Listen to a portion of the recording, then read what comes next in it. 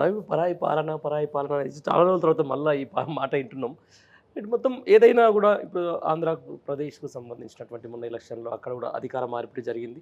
అక్కడ గూడా ఇప్పుడు అక్కడ గెలిచినటువంటి టీడీపీ నుంచి గెలిచినటువంటి చంద్రబాబు నాయుడు ఈరోజు ఢిల్లీ లెవెల్‌లో గూడా ఒక మంచి రాజకీయం తిప్పే ఆయనకు ఒక గొప్ప సదవకాశం వచ్చింది. ఈ నేపథ్యంలోనూ చాలామంది ఇక్కడ ఉన్నటువంటి తెలంగాణ వాదులైతేనేంది, లేకపోతే కొంచెం తెలంగాణను ఎక్కువగా ప్రేమించేటువంటి కొంతమంది బుద్ధిజీవులైతే వాళ్ళందరూ ఏమంటున్నారు, కేవలం మళ్ళీ చంద్రబాబు డైరెక్షన్‌లోనే ఇక్కడ ప్రభుత్వం కొనసాగుతా ఉంది. 2 కంబైన్డ్‌గా అంటే ఏపీకి సంబంధించినటువంటి మీడియాలో ఈరోజు తెలంగాణ ముఖ్యమంత్రి మీద పొగుడుకుంటూ రాస్తున్నారు. ఎవరైతే అక్కడ తెలుగుదేశం పార్టీ అనుకూలమైన ప్రతి ఒక్క మీడియా ఈరోజు రేవంత్ రెడ్డిని ఓన్ చేసుకుంటుంది. ఇక అక్కడ ఉన్నటువంటి మెయిన్ స్ట్రీమ్ మీడియా అంతా కూడా ఈరోజు రేవంత్ రెడ్డి భజన చేస్తూ ఉంది. చాలామంది మళ్ళీ రేవంత్ రెడ్డి తప్ప ఇంకా వేరే మంత్రులు కానీ లేకపోతే కీలక శాఖ మంత్రులను కానీ వాళ్ళని పట్టించుకోవట్లేదు. కానీ ఏదైతే చంద్రబాబుకి ఎంత స్పేసో at the same time Revanth Reddy కూడా అంతే స్పేస్ నడుస్తుంది. దీన్ని ఎట్లా చూడొచ్చు?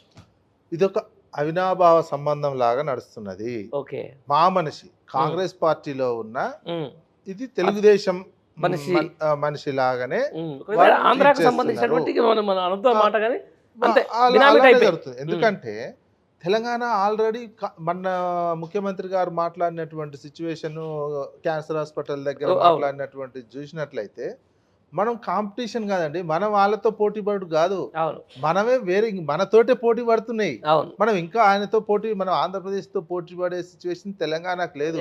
తెలంగాణ జిఎస్డిపిలో కావచ్చు దేశానికి డబ్బులు ఇచ్చి సాగుతున్నటువంటి రాష్ట్రంగా, ఆర్థికంగా శక్తివంతమైనటువంటి రాష్ట్రంగా ఉన్నటువంటిది.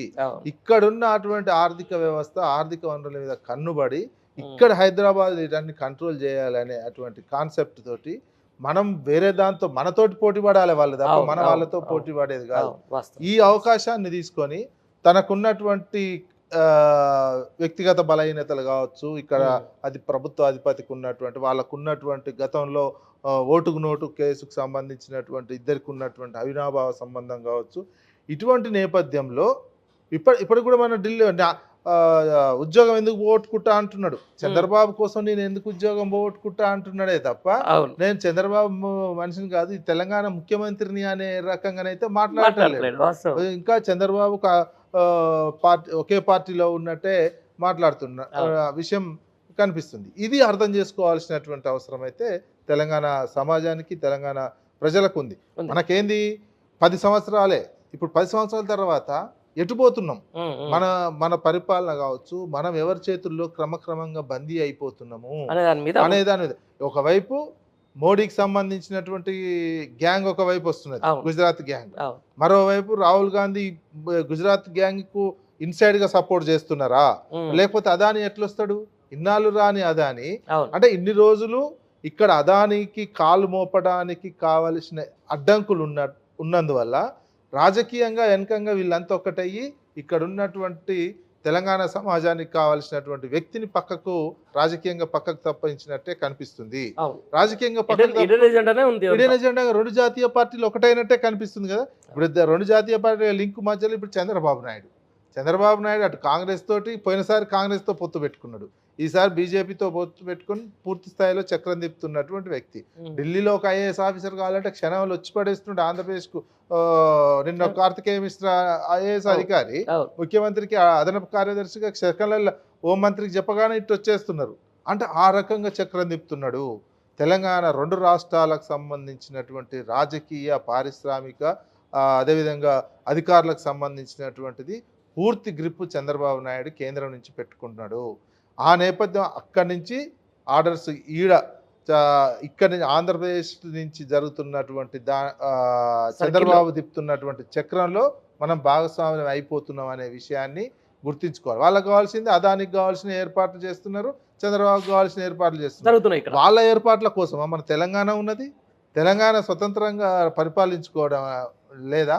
తెలంగాణ స్వతంత్రంగా పరిపాలించుకుంటే నీకేమైంది? ఇప్పటి వరకు రైతాంగానికి సంబంధించినటువంటి రైతు భరోసా కానీ, మిగతా అంశాలు కానీ, నీకు వాళ్ళకేమో ట్యాక్సెస్ రావాల్సిన డెవల్యూషన్ కానీ, కేంద్రానికి రావాల్సినవి కానీ అంత ఈజీగా ఎట్లా పోతాయి ఆంధ్రప్రదేశ్కు? మనం ఏంది ఇక పేరుకి ఇది పాత బస్తీ క్రమంగా కరెంట్ అప్పగిస్తామని చెప్పినందుకు కంటోన్మెంట్ పౌర సేవలు మనకి ఇచ్చినామని చెప్పుకోవడం, అది కూడా ఏంది భవిష్యత్తులో అదానికి అప్పగించడానికే. అంతే. అదానికి ఆడ ఉన్న కరెంటు బిల్లులు, కరెంటు మెయింటెనెన్స్ అంతా అన్ని ఆయనకు అప్పగించడానికే. ఈ పోర్టు అప్పగించడానికి, మిగతా అన్ని క్రమంగా రోడ్లు, పోర్టు, గనులు ఇవన్నీ కార్పొరేట్ శక్తుల చేతుల్లో పెట్టడానికి కావాల్సినటువంటి ఏర్పాట్లు జరుగుతున్నాయి. అది త్రూ చంద్రబాబు ద్వారా చక్రం తిప్పుతా ఉంటే ఇక్కడ తిరుగుతూ ఉన్నటువంటి విషయం. మన చేతుల్లో, తెలంగాణ చేతుల్లో తెలంగాణ పవర్ లేకుండా, అధికారం లేకుండా చేసేటువంటి ఈ కుట్రను తెలంగాణ సమాజం అర్థం చేసుకోవాలి. అందుకే 16 సీట్లు వస్తేనే చంద్రబాబు నాయుడు చక్రం తిప్పి మళ్ళీ మనది కాకుండా చేస్తున్నాడే. ఆ సిచ్యువేషన్ని అర్థం చేసుకోవాల్సినటువంటి అవసరం అయితే తెలంగాణ సమాజానికి ఉంది.